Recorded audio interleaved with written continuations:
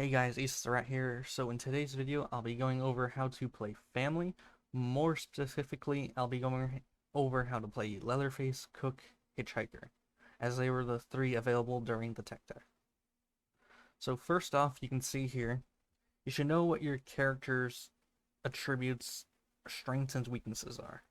They're broken down into three categories: savagery, blood harvesting, and endurance. Savagery, the more of the stat your character has, the more damage they'll deal. So savagery is damage, and then blood harvesting, the more of the stat, the more blood you'll get when interacting with a blood bucket, hitting a victim, and killing a victim.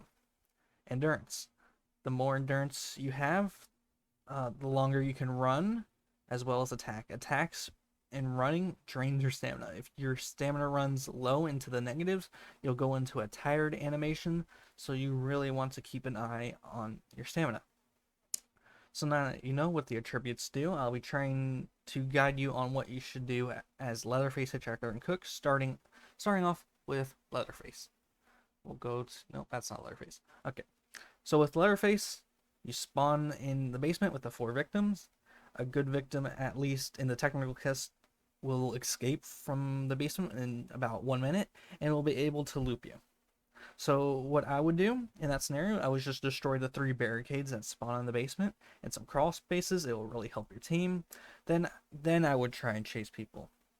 Once the victims have opened the basement door, make too much noise, Grandpa will wake up, allowing fellow family members to help you. Leatherface is a very, very strong, but it takes 1 crawl space or hole in the wall to get away from him. This wasn't the case in the technical test, but when the game comes out, I expect people to get better.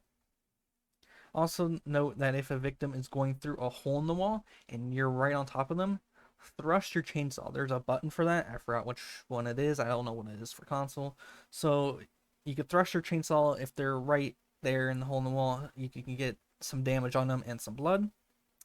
A thing you must learn with Leatherface is his chainsaw rev.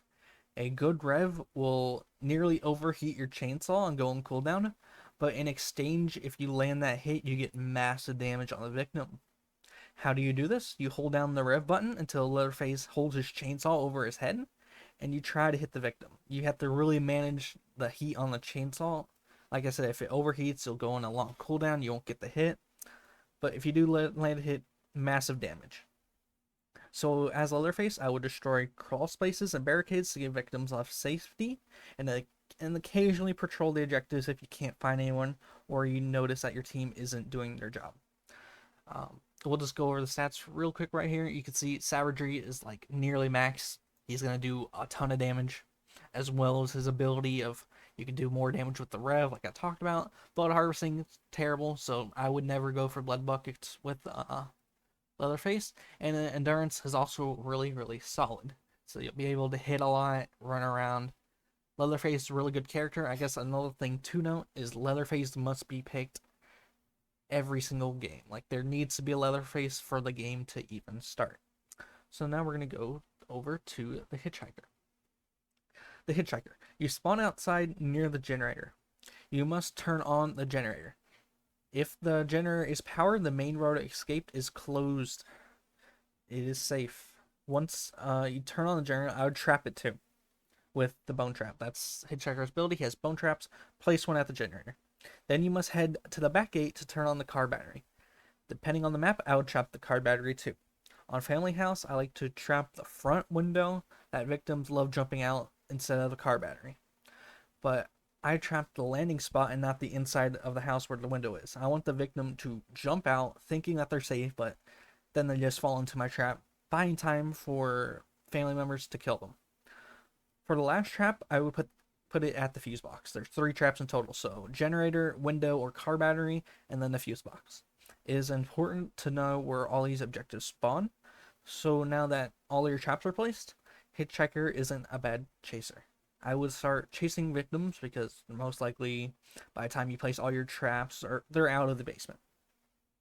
Hitchhiker does lack damage, but has solid enough endurance to chase victims.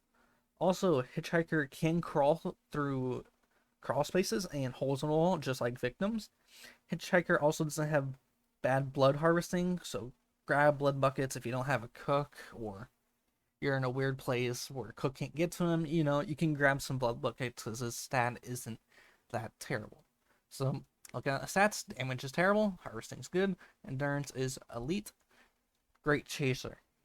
He's could be a better chaser than Bubba, but Bubba is more intimidating and more damage dealing. So, Hitchhiker, I think is gonna be really good. A lot of people are gonna main him too. The cook, right here. Think of the cook more as a support character. From the two maps I played, being Family House and Slaughterhouse, the cook is very good on Family House, but not Slaughterhouse, because Family House is more vertical, as Slaughterhouse is more horizontal. You kind of benefit more from standing on the first floor and listening to the second floor, the first floor, in the basement, compared to Slaughterhouse, where you just don't have enough range to reach the big horizontalness of Slaughterhouse. So, unlike Leatherface and Hitchhiker, Cook really can't chase. This is a character where you're not going to be chasing anyone. But his kit is really meant for more supporting, so that's why I'm going to consider Cook as a support character. If you're playing Cook, you really need to have a mic and use it for callouts, because your hearing ability, you're going to see exactly where the survivor is, and then you want to call it out to help your team. So what do you do at the start of the game? At the start of the game, I would grab 100 blood ASAP and feed Grandpa to get him going. So if you feed Grandpa 100 blood, you get him to level 1, he starts screaming. You might be even able to grab 100 blood, feed him, get him to level 1 before the survivors are even out of the basement. I have done that before. It's really cool. But then again, you don't really know if the victims are out of the basement yet. So I would just hurry up and feed them the blood so the blood buckets have time to respawn. And make sure to lock critical doors along the way. When you spawn out, you're grabbing blood buckets. You're also locking critical doors along the way. You need to learn what those doors are that need that extra lock, because Cook has two abilities. He has his hearing ability and the locks. You could even lock the back gate where you have to turn on the car battery. You can lock that gate, but Cook is very slow and has terrible endurance. You can see here, it's barely visible. So once he locked the doors and fed Grandpa blood, the victims are probably out. This is when you would start using your hearing ability to go and locate victims. If you can't find anyone, I'll just go run back and forth on objectives, just trying to really make sure no one escapes and continue to make callouts to my team. What Another thing you can do with Cook is you can try getting a hit on a victim by cutting them off. If you get a hit on a victim, his savagery is pretty good. You're going to get a lot of damage done as well as a lot of blood. So try and pay attention to your family members. If they're chasing someone and they're headed your way, try and cut them off. Getting a hit or a kill is just so massive. You get, I think, 20 blood per hits or something like that, and like 80 for a kill, which is ridiculous. That's almost one full level on Grandpa. So those are my 3 characters that I did play. But for the other 2 characters, we have Johnny and Sissy. Here's their stats. I put it on screen. Johnny's going to be a really big damage dealer, not much harvesting, also solid endurance. So it's much like Bubba, but he's going to be, you need a Bubba on every team. If it's taken, Johnny might be a good secondary because he also can hunt. I believe he also has a secondary ability of being able to go through holes in the wall and crawl spaces just like Hitchhiker, but he's less trap oriented, less safety. He's more chase. And then Sissy, right here, really good at blood harvesting, a good alternative to Cook, and has a lot of endurance, but lacks in savagery. But her ability will be a poison cloud that you place down and really affect victims. And that's really all I know, and that's all I have for today's video. But I hope you learned something in this video. If you did, please leave a like and subscribe if you want more of this content. I'll be streaming this day one on Twitch. Link in the description. Peace.